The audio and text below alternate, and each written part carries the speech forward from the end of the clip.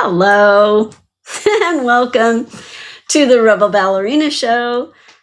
This is me, Lisa Loree. I'm your host, the Rebel Ballerina. And yeah, I'm having a good day so far. How about you? I hope you're enjoying your day. We have beautiful sunshine right now. It's supposed to rain this weekend, so we'll see how that goes. But as always, I enjoy the sunshine whenever we have it. I will never complain about that. And there's some stuff that came up recently, um, just talking and thinking about this whole fawn thing. And the last few weeks I've spent speaking about different red flags, like just overall societal type behavior, how people behave out and amongst others, and how you can see red flags. You can start to see different behaviors being something that should cause you to, well, run. And these folks could be anybody. You could be married to them. I know what that's like. That could be a sibling, it could be a cousin, it could be a friend or a neighbor, someone that just assumes that you should have them in their life just because they're there, they've been there a long time. Coworker, boss. I mean, there any relationship at all, this could be a dynamic. So it's learning how to become aware of those flags, and not just aware of those flags, though, what to do about them. Okay, so I see a red flag. So I don't want to spend so much time with that person, but how do I go about that?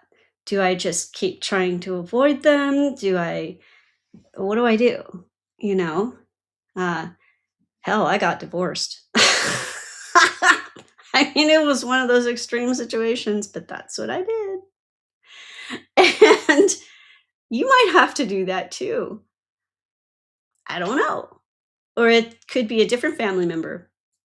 I was talking with someone recently, and they were explaining about how their spouse, the older sister, is a complete bitch. I mean, she is a bitch, and she is abusive and very unkind, mean, just mean. And this couple were recently talking to another family member, like a distant cousin or something. And after all these years, that cousin started talking about how she witnessed this mean person treat one of the spouse in the situation. And it was like, and then also how the cousin herself was afraid of this family member, but no one said anything. And so now, decades later, this mean person is far worse, angry, bitter, and has even worse behavior. And something that this person I was talking to said was, wow, I could see why they would be so angry, because they had finally cut it off with her. That had never happened before. And that's my issue. That's where I'm coming from. That's why I'm doing all of this stuff that I'm doing. Yes, we have to be aware of who it is we're dealing with and this type of personality. And that is their choice. Just like it's a choice to become a fawn and to become a people pleaser as a way of survival, they also had a choice, and they chose to be a fighter. And we all need to have some fight. We absolutely do. We all need to have a blend of all of these different 4 trauma responses. If you're super healthy, that's what you have. You have a blend. You know when to stand up for yourself and to fight. You know when to, ooh, let's just try to keep the peace. You know when to freeze and just let things go. And you also know when to run, flight. But very few of us have a super equal blend of those things. The way I see it in my observation, now that I've figured this stuff out after 10 years of investigating, I see a very skewed or imbalanced um, division, I guess you would say, in the population at large. Probably 70 to 80% of people are heavily fawn, and the other is heavily narcissistic. I see those as the two major players. Obviously, freeze and flight are also at play as well, but predominantly, I see these two very divergent personality traits, and they all come from the same thing. It's there's a fear of abandonment. There is a fear of, well, that's the huge one. Just straight up fear of abandonment. These things all start when we are very, very young, when we're kids, and we don't even have words yet sometimes. There are no words to speak and articulate how we're feeling. There's nothing like that. So we're just basing it off of how we feel. What this feels like. You feel scared. You feel afraid. You feel like you're not sure if you're going to get fed.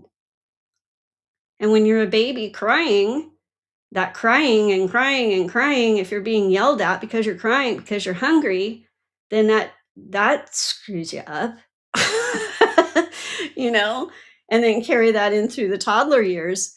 Oh, we know how fun that can be when you have a toddler who keeps doing something over and over again after you've said stop it, right?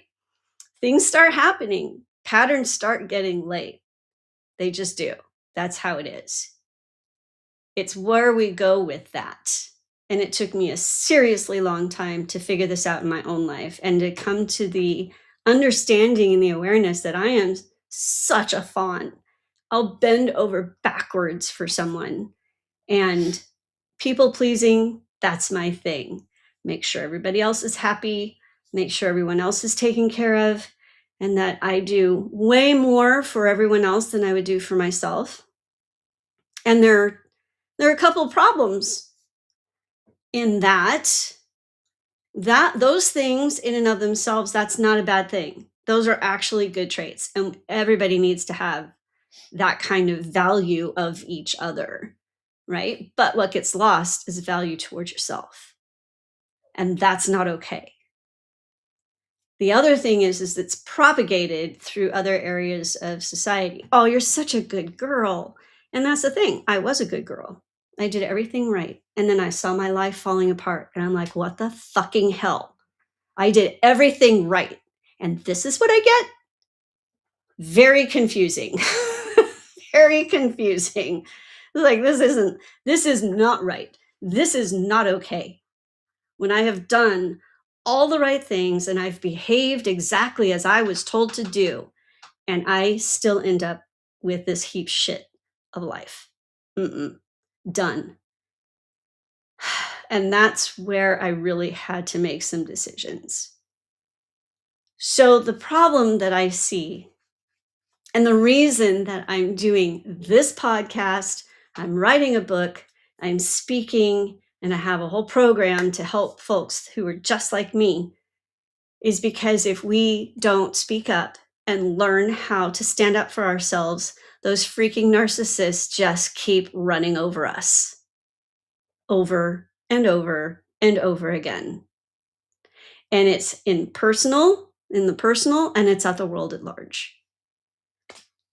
I mean, we've got to start waking up and calling people out on these traits. And it starts in the personal realm. So I wasn't kidding when I said, if you're even out with a friend, someone that you've known for a really long time, and maybe there are some attributes that, you really find fun about this person, and you have a good time and you have some things in common or something. And yet, if they mistreat your server or barista or whoever it is, or they're rude in traffic, um, anything that kind of makes you go, gee, that's not okay. I don't really like that. It's one of those times when it'd be smart to pause and think, who is this person? What are they really about? Because perhaps they're just having a bad day, and that does happen. I mean, we got to give some room for different things happening and people being in a hurry and that sort of thing. I get it. But when you start to see a full-on pattern of mistreatment toward other people, or just being discourteous or thoughtless, right? It starts to speak more fully about who someone is. And now you're presented with an issue. So I guess if you are like, you know what? I know I'm surrounded with some of those kind of people, but I'm too scared to change anything because that sounds hard. Then go ahead and just turn this off right now, because nothing is going to help you. there's there's just nothing. I mean, you know, it's like the people who look at me while I'm stretching. I've talked about this before, and they say, "Wow, I wish I was that flexible." And I'm like, "Well, come sit down and join me." "Oh, no, no, no, I can't. I'm not flexible enough." Um, huh? So, when exactly is that supposed to just show up? That you're flexible enough to stretch when you don't stretch? Hmm? I don't quite follow that logic. Or I'm too old. Really? I'm going to be 60 in just a few weeks, and I am dancing full time, full on, full hard ballet. I wish it were full time like I did back in the day, 6 days a week, 6 hours a day. That was incredible. I'm not aiming for that, but I'm doing full on real ballet. I'm going to be 60. There is no age thing. That's a whole nother part of this fawn thing.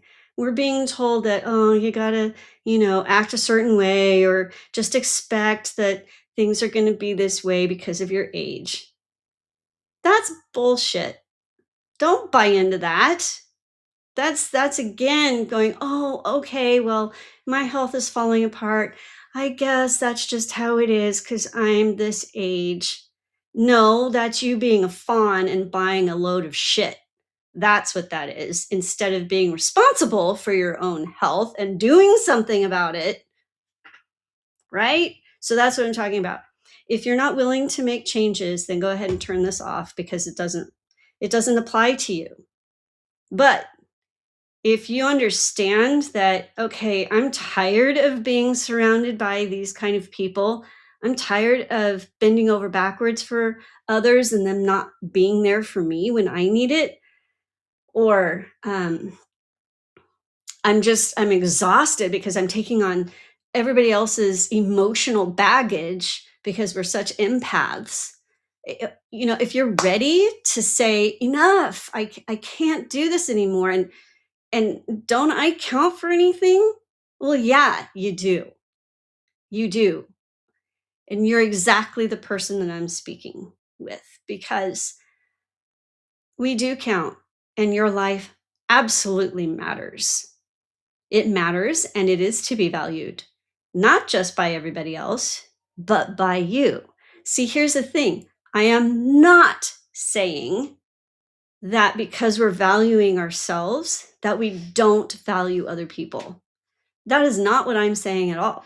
I'm saying we get to continue to value other people. We get to continue our fawn like behavior, meaning giving, being aware of other people's needs, and empathetic, uh, the variety of things that a fawn tends to be, but we do it in a way that we choose the right people to do that with. Other fawns that are safe because they're not going to just be takers and leave you high and dry. We can do that. I still have plenty of friends, people I love dearly, that I can fawn with all I want. I can be nice and enjoy being nice because I know I'm not being taken for granted or taken advantage of or being manipulated by it. So that's what I'm talking about. These are some rather subtle things until you start really understanding them, and then they become very apparent, very not so subtle. It's like, wow, these are huge, huge issues. And yet we're so oblivious while we're stuck in this fawn pattern in the fear side of it. And that's what I'm talking about. If I'm not in the fear side, then I can be nice and kind to whoever I want that I know isn't going to cause problems for me. Then and there are lots. There are many more of us that are fawns that are not. That's the thing. But why are the narcissists so prevalent and vocal these days?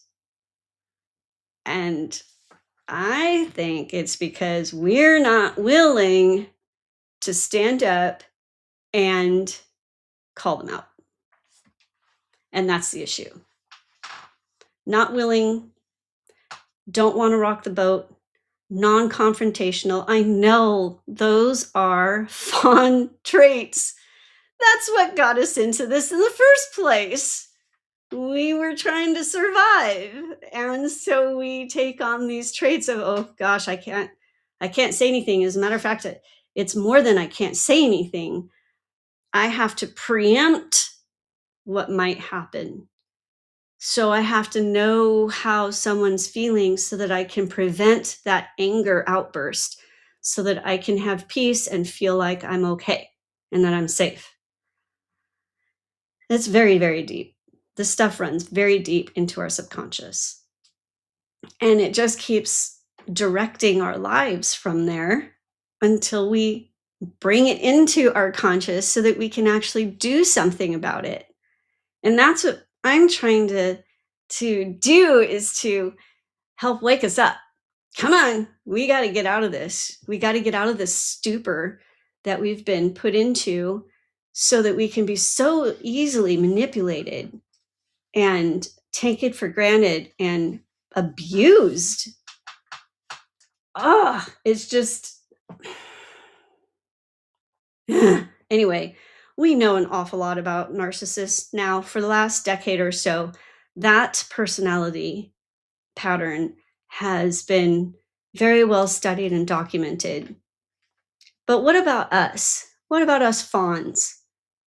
That's what I am doing. I am speaking to fawns. I want to help other fawns be able to navigate all of this and figure out how to be able to, what I call, grow some antlers. Yes, it's a take on grow some balls, of course. Backbone, ovaries, whatever, gonads. In this case, I call them antlers because we're fawns. And not the fawns. Hey, fawns, F-A-W-N, baby deer.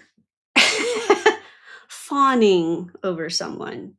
That's where this term comes from. So we need to grow antlers. How do we do that?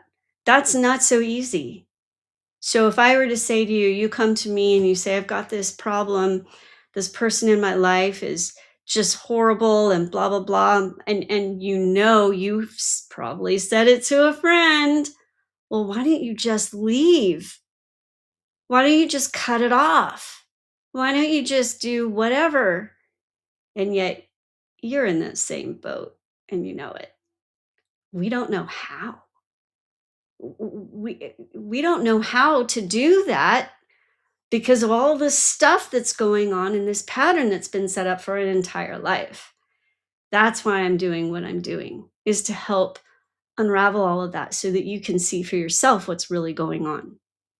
So these are all clues when people mistreat you directly, when they mistreat other people and you're witnessing it or you're hearing about it, when you feel, and we do have to rely on our intuition and our gut saying something's not right here, even if you can't put your finger on it at the moment. We need to start tuning into all of these things so that we can start protecting ourselves and also the people we love around us. And it really has to start with each of us. So it's the same thing as what I was just talking about a moment ago. You're responsible for your health. No one else really is. It's your responsibility to take care of the body that you're infused into to be here. No one else can do the exercises for you. I love it in ballet class. I've heard this from a few different of the instructors. And there's one in particular, she's just so adorable. And she's like, only you can do your balance. I can't balance for you. You have to do it. Yeah. I can't stretch for someone else for them to be flexible.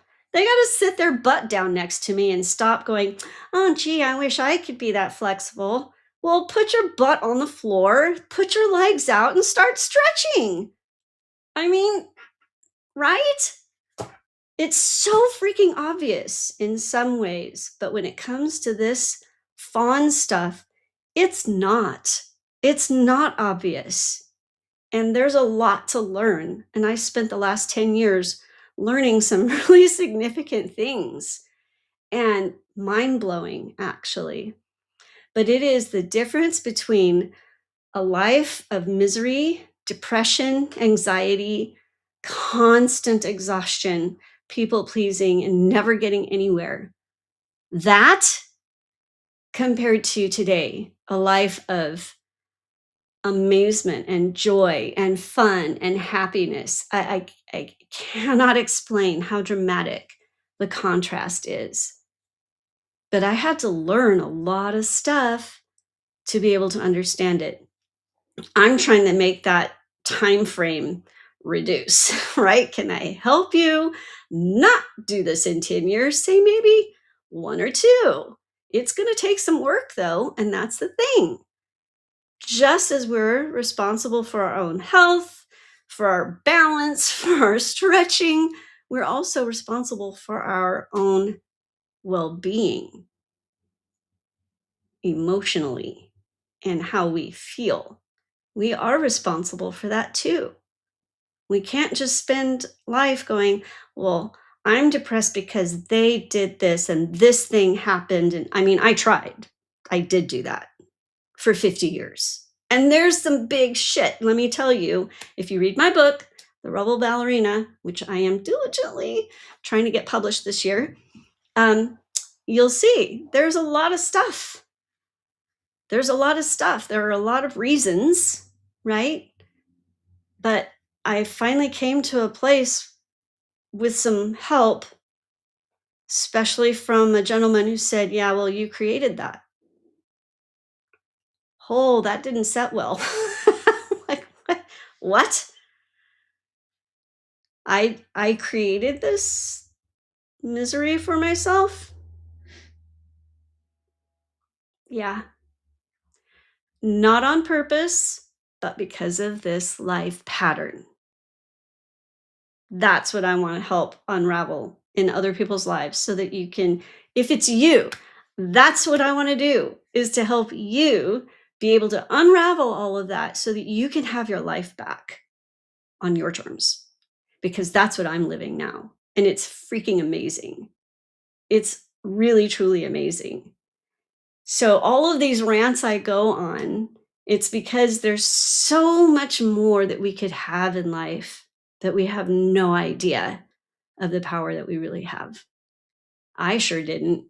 I really thought life was just happening to me and I was just a victim of all of these things. Mm-mm. Nope. I'm responsible for how I feel. I'm responsible for my health.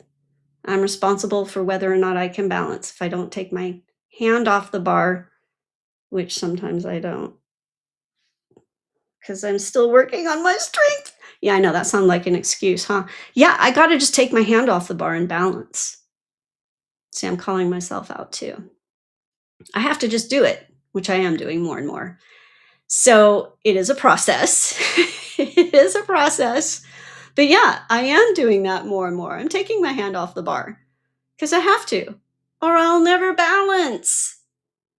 It's the same stuff here with how we feel. We have to grow some antlers. We have to put up real boundaries for certain people.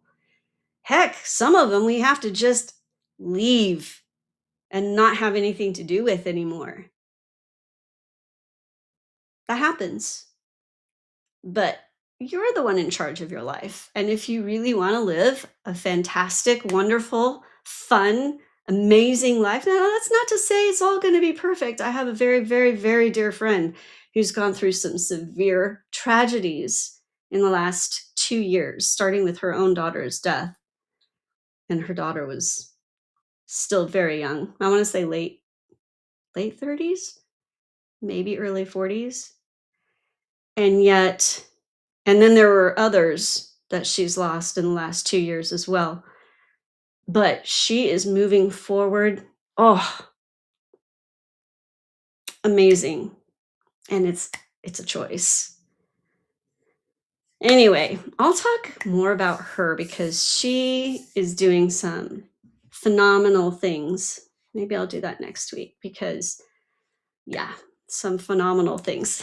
Anyway, just know that you have choices. You're not locked into a life of misery. You really are not. There is absolutely everything you can do to help yourself. And I am more than happy to help you with that. Message me so that we can talk. And I mean, actually, I'm doing research right now. And I'd love to hear from you for that purpose for my program. And let's chat. Let me hear what's going on in your life and the things that are happening that you're just like, what's going on here? Yeah, I am a people pleaser. Yeah, I am exhausted because of it. I'm tired of being manipulated. I'm tired of being treated like second rate. Talk to me. I'd love to hear from you because seriously, I need to do some research. I'm putting a lot of stuff together, but I need to hear from other fawns out there to see what can really be done for you. So message me and we'll get that going too. Anyway, I got to wrap this up. Have a fantastic day and yeah, be your own sunshine.